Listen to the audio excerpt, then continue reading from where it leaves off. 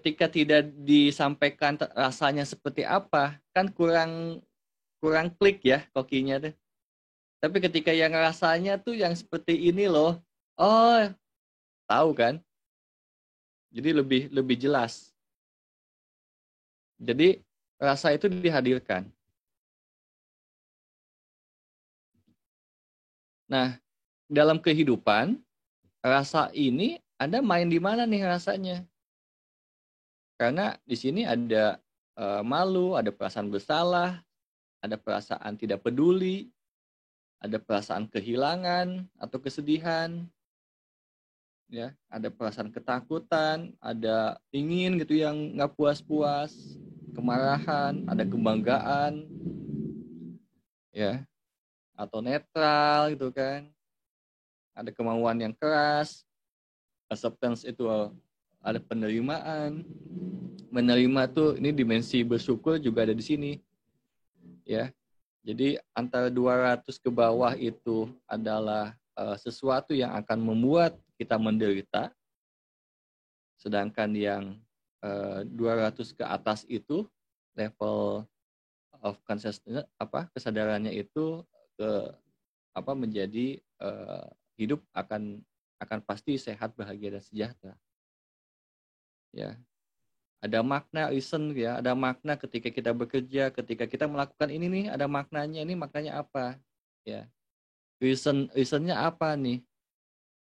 Melakukan ini, saya menyampaikan ini apa reasonnya? Mau berbagi, ya udah sharing, kita berbagi. Ya.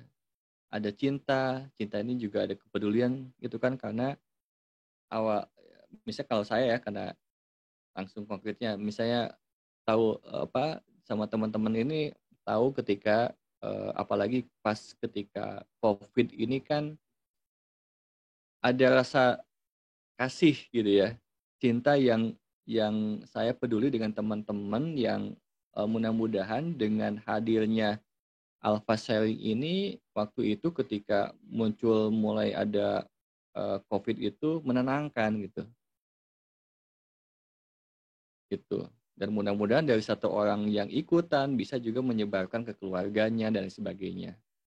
Ya, jadi ada rasa cinta, ada kepedulian juga di situ.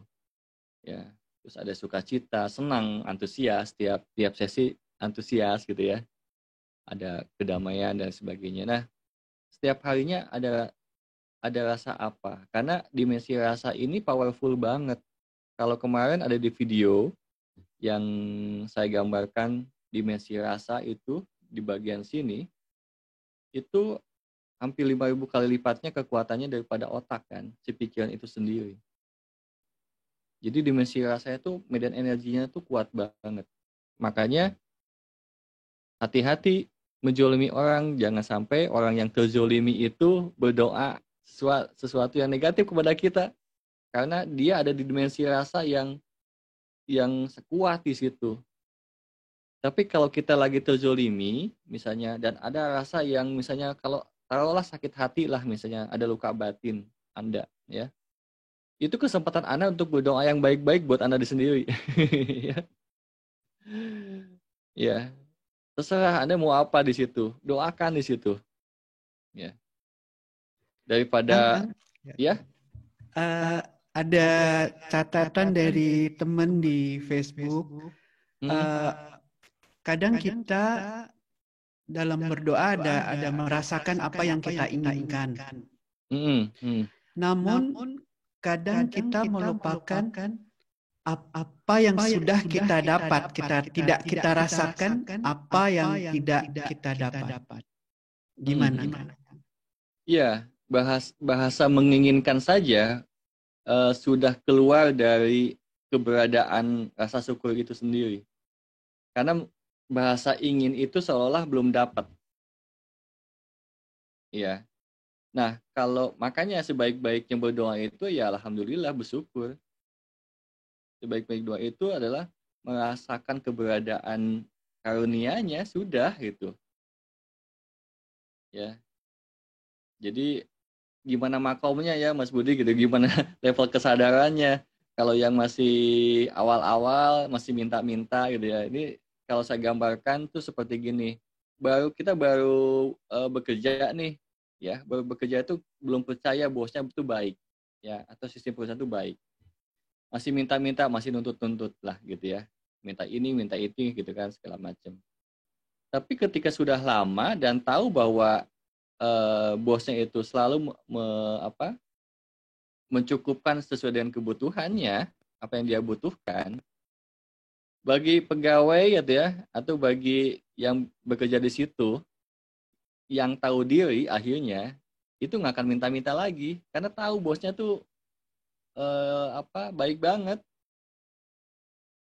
jadi udah nggak minta-minta lagi, ya. Jadi, nah, kesadaran kita ada di mana, ya, bukan berarti yang minta-minta itu salah, bukan, cuma eh, kesadaran kita ada di mana,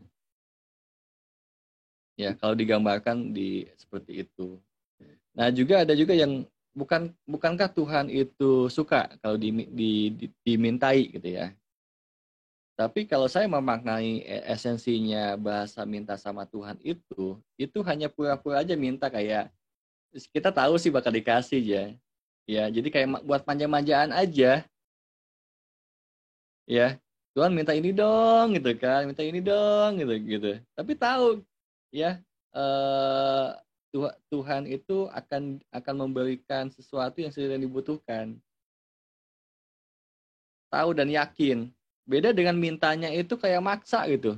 Tuhan, berikanlah ini, berikanlah itu gitu kan. Kayak ngatur-ngatur jadinya itu. Lah, Tuhannya siapa kali? Kok jadi ngatur gue gitu ya. Nah, jadi kalau bahasa minta itu juga maknanya itu tidak literal gitu. Bukan minta yang nggak tahu diri gitu. Tapi itu karena saking deketnya gitu. Tuhan minta ini ya, kalau boleh sih gitu kan. Salah juga sih gitu. Itu saking dekatnya karena yakin bahwa apa yang diberikan sama Tuhan itu pasti dikasih gitu ya.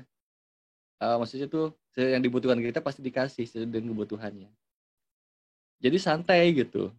Kan ada juga yang kayaknya wah gitu kan, fokus banget, konsentrasi, terus minta-minta gitu kan, terus akhirnya dan dia sampai nggak terasa dia nggak lagi ngatur-ngatur Tuhan di situ. Ya, nah, itu bedanya Mas Budi. Ya, bisa Terima dipahami? kasih, Kang. Ya, bisa. Terima Ya, kasih, Kang. oke, gitu. Oke, kembali lagi di dimensi rasa, ya.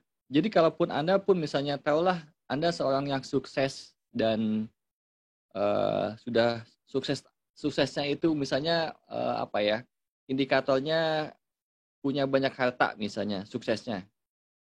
Padahal yang namanya sukses sejati itu adalah orang yang sehat, bahagia, sejahtera, itu sukses ya. Ya. Nah, kalau misalnya kalaupun iya ya, Anda punya sesuatu ya yang dianggap sukses gitu ya untuk ukuran dunia,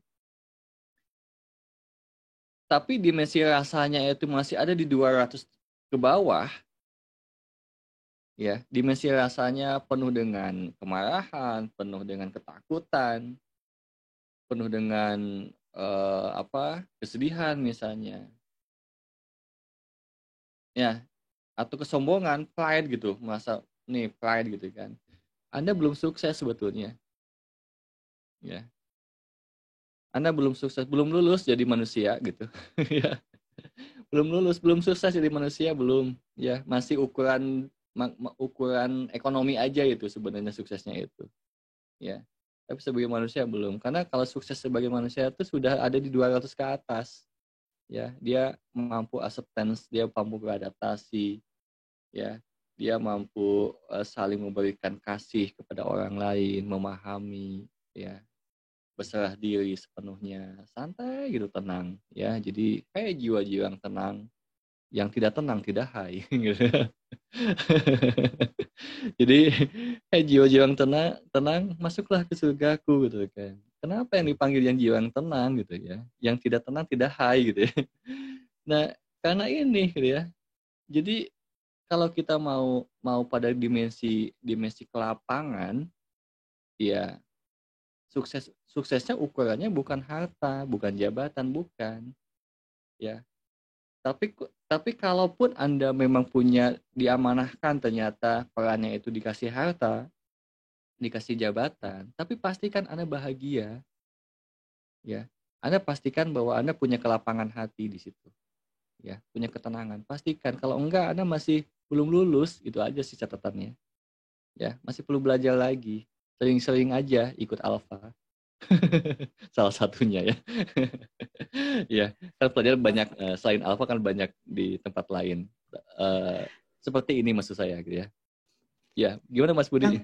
Untuk bisa bercakap-cakap seperti tadi Kang Dani contohkan, hai kepada Allah, kepada Tuhan, kepada apapun yang itu tidak mudah, Kang. Artinya banyak sekali kalau yang saya rasakan, pengalaman saya, banyak pertama kali seperti rasa ketakutan, rasa macam-macam deh gitu. Jadi menyulitkan bagi kita yang sedang melakukan berdoa untuk bisa lebih luas gitu, Kang. Itu Ya, ada itunya. Gimana itu, Kang? pertanyaan bagus banget ya. Jadi memang ini realitanya juga ada. Jadi sampai Tuhan itu ditakuti gitu ya. Jadi sampai Tuhan itu ditakuti gitu kan. Padahal perkenalan pertama saja sudah aku ya Rahman ya Rohim gitu ya. Bukan si penyiksa dan penghukum, kan enggak ya gitu ya. Nah, dari mana kenapa jadi nggak mudah untuk dekat seperti itu kalau misalnya apalagi berkomunikasinya tuh seperti seorang sahabat, seperti teman. Misalnya kayak tadi yang ya Allah boleh ya kalau kalau mau itu gitu kan.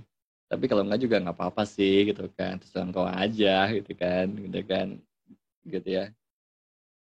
Santai gitu kan. Karena ada kedekatan itu. Tapi karena kalau yang dia terima konsep-konsep pelajaran-pelajaran selama ini adalah tentang hukuman-hukuman tentang Tuhan, itu yang terkontaminasi, yang mendistorsi. Ya, kalau di angkatan saya nih, angkatan dulu SD nih, angkatan saya mungkin juga nggak tahu teman-teman yang lain pernah nggak baca misalnya dulu komik Surga Neraka yang dipotong, yang dicolok ya segala macam gitu. Punya saya, Kang. Oh punya ya. Nah,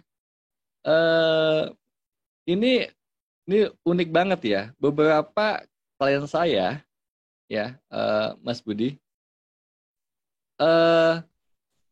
punya anxiety nih, kecemasan yang berlebih, dan dia itu cemas sampai lemes gitu ya, sampai mau pingsan itu ketika mau melakukan sholat. Lucu nggak? Waktu mau sholat justru, Kang, Mau ya? sholat justru, mau sholat, mau Jumat tuh lemes gitu. Kenapa? Karena dia mau seperti orang yang mau mendatangkan sosok yang mau menghukum dia. Karena dia merasa berdosanya banyak, merasa bersalah gitu. Kenapa? Karena ada informasi yang masuk berulang-ulang bahwa dia tuh menghukum, bukan maha pengampun gitu. Nah, ini penting juga. Jadi, apa sih yang membuat susah ketika akhirnya berkomunikasi sama Tuhan tuh lebih asik misalnya kan? Kan kalau kemarin kita bahas Tuhan maha asik kalau di sama siapa? Buya Sakur sama Sujiwo Tejo tuh. Tuhan maha asik. Ya saya setuju ya. Asik kok. Ya. Ya meskipun tahu diri juga ya, bukan asik jadi nggak tahu diri gitu ya. Tapi santai gitu sebenarnya. Ya saking deketnya gitu.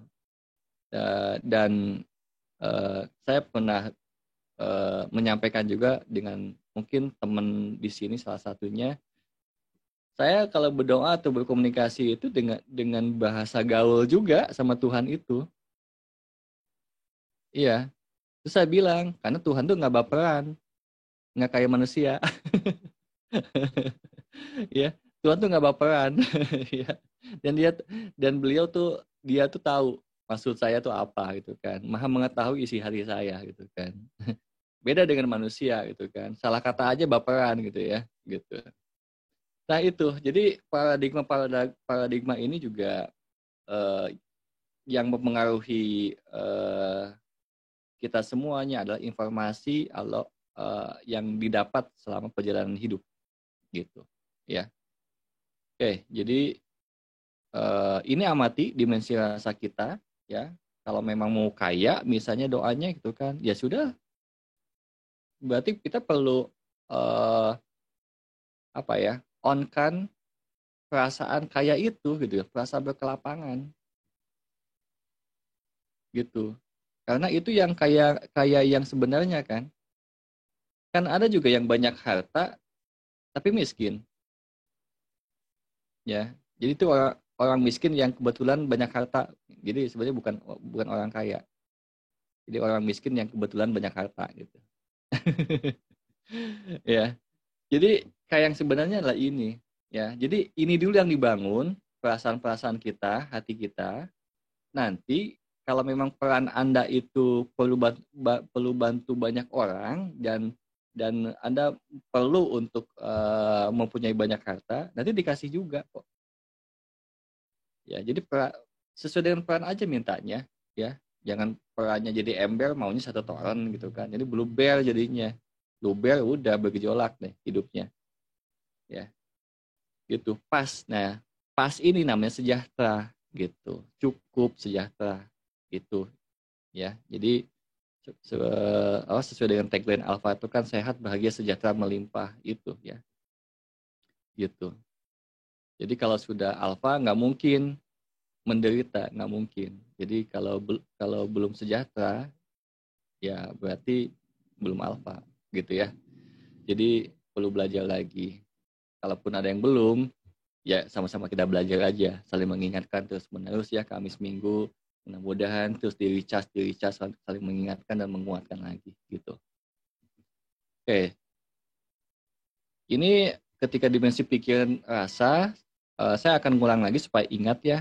Itu akan memvibrasi ya, akan memvibrasi ke semuanya, akan membentuk kehidupan, skenario kehidupan, akan membentuk vibrasi pikiran dan rasa itu. Oke. Saya akan share video yang tentang metronom. Kita perhatikan lagi, biar ingat dan nancep. Ini ada uji coba metronom tentang sinkronisasi vibrasi ya, atau frekuensi. Awalnya ini, bagian awalnya ini, nanti meskipun ini ngacak semuanya, ini akan jadi sama.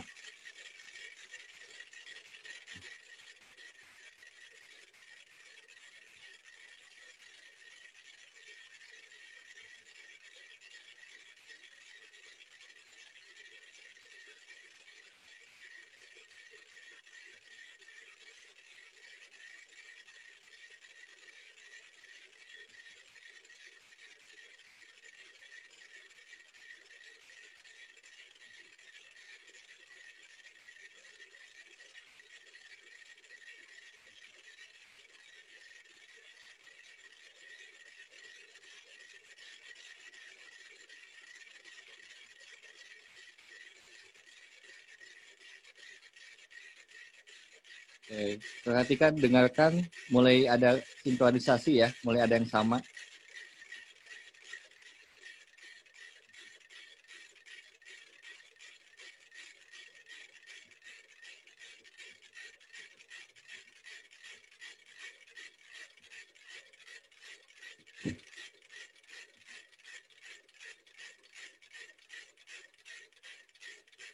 Makin sini saling memvibrasi, makin sama. Tak, tak, tak, tak, tak.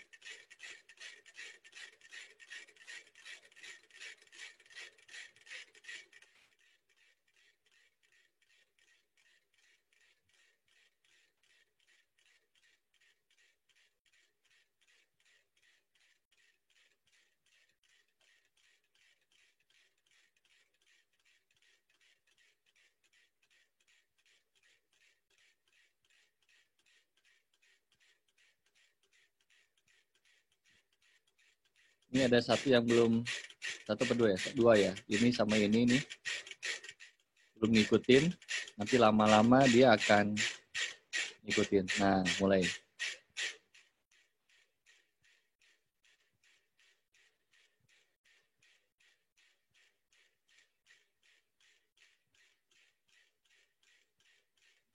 Oke, teman-teman, apa sih pelajaran dari sini? Ya, karena pelajaran sebelumnya kita sudah mengetahui bahwa segala sesuatu adalah energi dan energi ini juga ada vibrasinya. Dan kehidupan ini dibentuk terutama di tadi ya, 5 dimensi diri ya. Kalau tadi masih ngebahas tentang niat, pikiran, dan perasaan ya. Itu memvibrasi itu. Niat, pikiran, perasaan itu memvibrasi itu. Apa yang dipikirkan, apa yang dirasakan saat itu. Nah, sehingga dia akan memvibrasikan dan mensinkronisasi kehidupan seperti apa yang dipikirkan dan dirasakan. Gitu. Mbak Vivi ada mau tanya atau? Iya, Kang. Ya, silakan Bu Vivi. Mau tanya apa ya? Tadi kan yang udah-udah sih sampai kita kan mesti apa ya? Untuk mencapai apa yang kita inginkan harus ada rasa suka, bahagia. Nah, apa ya pertanyaannya? Ketika orang itu lagi ditimpa masalah, sangat sedih gitu ya, karena itu pasti agak apa ya, sangat sedih. Kalau sedihnya kelamaan itu akan jadi takut. Iya. Nah, kalau udah takut itu udah pasti kan down-nya udah below dari yang seharusnya. Iya. Nah, gimana cara gini? Kalau aku pikir ya, untuk ngedapetin apa yang kita suka itu we should love it gitu. Begitu ketika kita ada takut dan sedih itu kita harus win it gitu loh. Takut itu memang tetap harus ada, tapi kita harus melampaui itu. Gimana caranya kita bisa melampaui itu? Jadi ini takut, it's okay takut ada, tapi in my control. Yes. Ya. Itu kita udah pegang ini. Semua udah pasti dapat sih kalau menurut ini ya pikiran gitu loh. Itu sih. Oke, pertanyaan bagus ya. Jadi Mbak Vivi ketika takut ini ada ya, tidak perlu dihilangkan. To win, nggak dihilangin. How to win gitu loh. Dia bukan dia kontrol kita. Kita harus kontrol dia gitu. Yes. Jadi saya mau jelasin tahapannya ya. Jadi kan ada yang pengen menghilangkan takut gitu ya. Itu jadinya malahan tetap takut karena kita fokus ke rasa takut. Ya. Jadi caranya adalah kita hanya menyadari bahwa kita takut. Oke. Setelah itu bahwa kita sedang ada rasa takut, ya. Berarti sedang rasa takut, ada takut, berarti ada yang lain dong. Oh iya. Ya, ada yang lain. Nah, betul. Kayak gini misalnya contohnya, kenapa ya kalau nanam kembang ini pasti nggak jadi gitu kan? Berarti ada takut kan? Iya. Nah, tapi kalau kita win it gitu ya, okay lah gitu. Tapi kenapa itu masih nggak jadi juga? Berarti ada takut itu belum dikuasai gitu. Oke, jadi ini perlu ada repetisi kalau begitu. Jadi ya, jadi kan ini udah masuk ke belief system. Ya, masuk belief system kan berarti kuat nih. Ini dari mana asalnya ketika misalnya punya percaya bahwa kalau saya yang nanam nih nggak jadi misalnya gitu ya. Misalnya kayak gitu ya. Ini dari mana nih asalnya gitu kan. Dari pengalaman tuh jadinya 1-2 kali sampai akhirnya masuk ke dimensi perkataan. Jadi nah, apa yang dikatakan. Ya, jadi ketika tuh kan kalau sama gue gagal kan, nggak hidup kalau sama gue. Nah, jadi aku yang dikatakan. Jadi untuk mengubah itu perlu ada keselarasan, semuanya diperbaiki.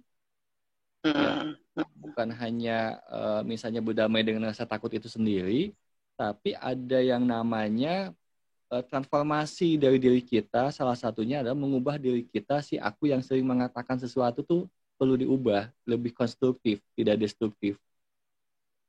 Salah satunya tadi, ya gitu. Nah, ini terus menerus, ya. Misalnya ketika, oke, saya akan melakukan lagi. Saya percaya pada suatu saat ini akan berhasil, ya. Terus nanti mati lagi misalnya. Oke, saya pasti ada momennya. Tanamkan itu. Nanti tuh ada momennya tuh, plek. Nah, dia ganti tuh, plek gitu. Ya. Nah, kalau pola ini namanya tuh Zervo mechanism. Ya, di psikologi itu ada yang namanya servo mechanism. Jadi ada yang servo mechanismnya kantong bolong. Nah, misalnya kantong bolong itu kalau punya uang habis-habis aja gitu.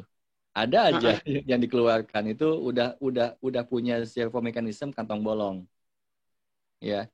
Padahal dapat bonus nih gitu kan. Dari berarti pendapatannya tuh misalnya lebih dari yang sebelumnya. Tapi kenapa habis lagi? Ada aja yang diperlukan, ada aja yang misalnya minta tolong keluarga dan lain sebagainya gitu kan. Gitu. Nah, gimana caranya supaya ya terserah mau kantong bolong kayak mau apa, aku nggak takut. iya. Itu pasti berhenti kalau udah dapet itu kan. Iya. Nah, untuk dapetin gitu loh. Iya. Yakin nggak bahwa semuanya baik-baik aja?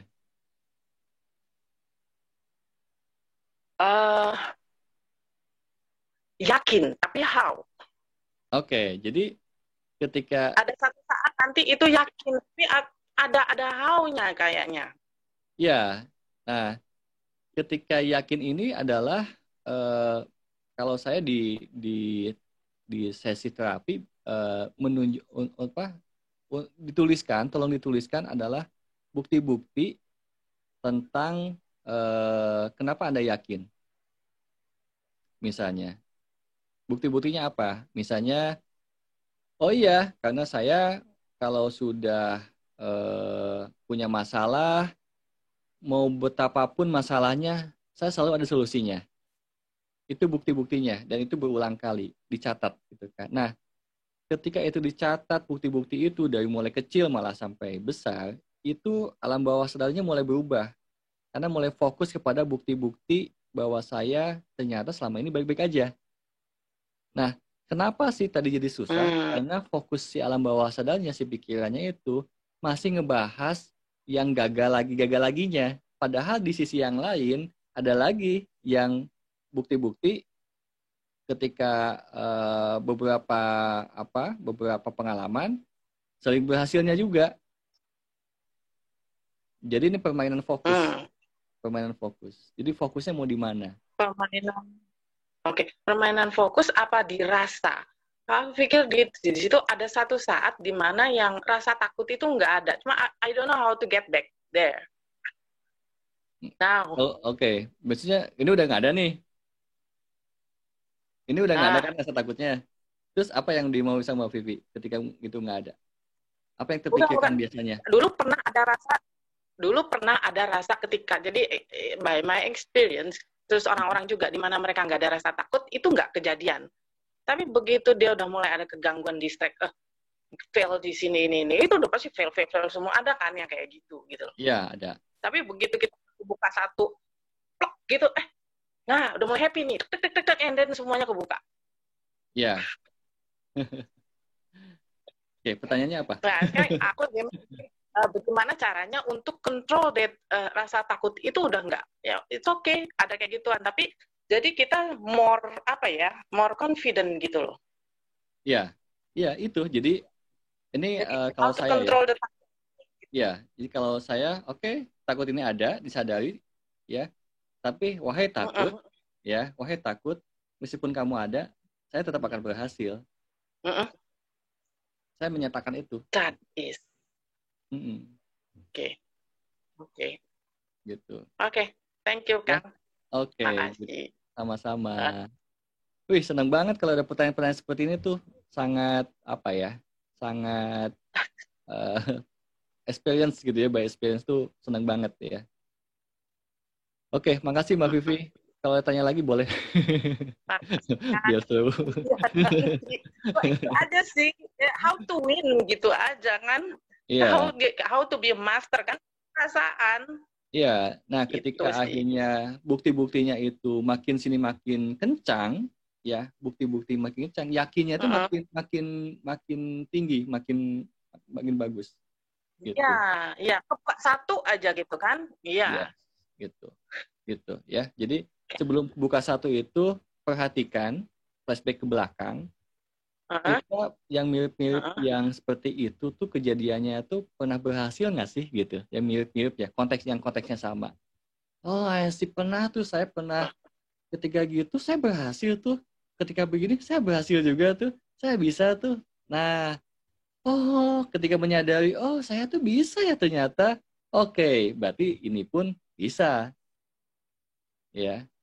Meskipun saya meskipun saya nggak percaya banget nih misalnya ya bahwa saya bisa dalam tahapan yang sekarang, tapi ada sesuatu harapan bahwa saya bisa gitu.